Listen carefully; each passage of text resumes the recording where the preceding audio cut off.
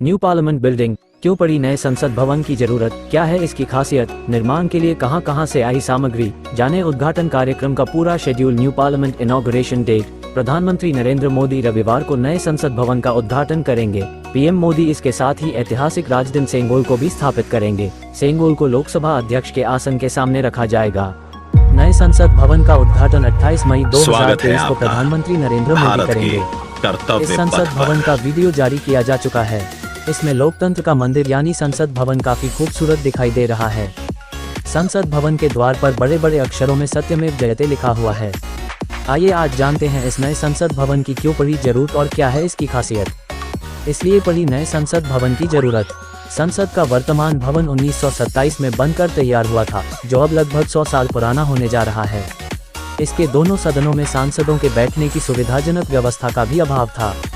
1971 की जनगणना के आधार पर किए गए परिसीमन पर आधारित लोकसभा सीटों की संख्या 545 में किसी तरह का कोई बदलाव नहीं किया गया है।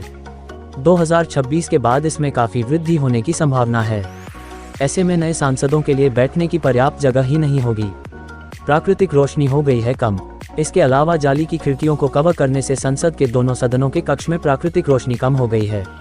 इस भवन को आधुनिक अग्नि मानदंडों के अनुसार डिजाइन नहीं किया गया है। इससे आपात स्थिति में निकासी की व्यवस्था अत्यंत अपर्याप्त और असुरक्षित है। इस स्थिति को देखते हुए लोकसभा और राज्यसभा दोनों सदनों ने 5 अगस्त 2019 को सरकार से संसद के नए भवन के निर्माण के लिए आग्रह किया था। इसके बाद 10 दिसंबर 2020 को प्रधानमंत्री नरेंद्र मोदी ने संसद के नए भवन का शिलान्यास किया। नए संसद भवन में क्या है खास? पुरानी संसद का आकार गोल है, जबकि नए संसद भवन को तिकोने आकार में डिजाइन किया गया है। अभी लोकसभा में 590 और राज्यसभा में 280 लोगों की सिटिंग कैपेसिटी है। जबकि नए संसद भवन की बात करें तो लोकसभा में 888 सीटें हैं और विजिटर्स गैलरी में 336 से ज़्यादा लोगों के बैठने का इंतजाम है। नई राज्यसभा में 384 सीटें हैं और विजिटर्स गैलरी में 336 से ज़्यादा लोगों के बैठने की क्षमता है। दोनों सदनों के जॉइंट सेशन के वक्त लोकसभा में ही 1272 से ज़्यादा सांसद साथ बैठ सकते हैं। अलग बनाए गए हैं ऑफिस। नए संसद भवन में अहम कामकाज के लिए अलग ऑफिस बनाए गए हैं, जो हाईटेक सुविधाओं से लैस हैं। Cafe, dining area, committee meeting के तमाम कमरों में भी हाईटेक इक्विपमेंट लगाए गए हैं। कॉमन रूम्स, महिलाओं के लिए लाउंज और वीआईपी लाउंज की भी व्यवस्था की गई है।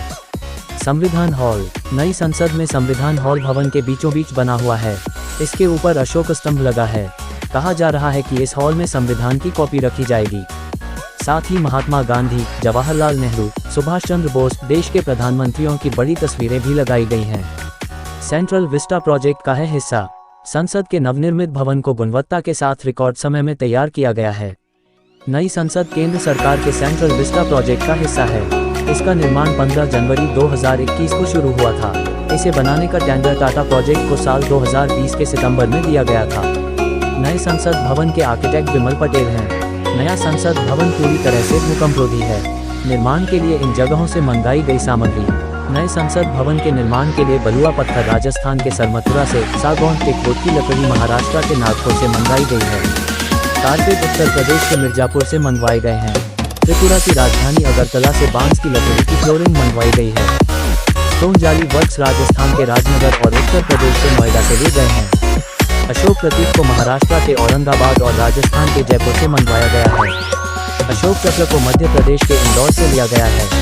लाल लाख राजस्थान के जैसलमेर से मंगवा गया है। इसी राज्य के अंबाजी से सफेद संगमरमर पत्थर खरीदे गए हैं। केसरिया ग्रीन स्टोन उदयपुर से मंगवाया गया है। एम सैंड को हरियाणा की चक्रदागी, फ्लाई एश ब्रिक्स को एनसीआर हरियाणा और उत्तर प्रदेश से खरीदा गया था। ग्रास वर्क और प्रीकास्ट पेंट्स गुजरात के अहमदाबाद से लिए गए। LSR एस्फाल्ट सीलिंग स्टील संरचना दमन और दीव से ली गई। कार्यक्रम का ऐसा रहेगा शेड्यूल। 1. 28 मई को सुबह 7:30 से 8:30 बजे तक हवन और पूजन। पीएम मोदी, लोकसभा अध्यक्ष सहित कई मंत्री रहेंगे मौजूद। 2. सुबह 8:30 से 9 बजे के बीच लोकसभा के अंदर सेंगोल को स्थापित किया जाएगा।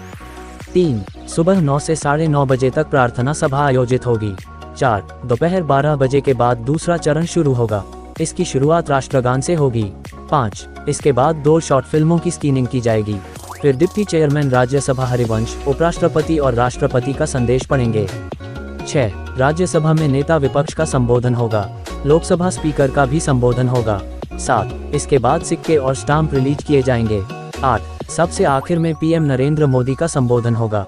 दोपहर 2:0 बजे तक कार्यक्रम का समापन होगा।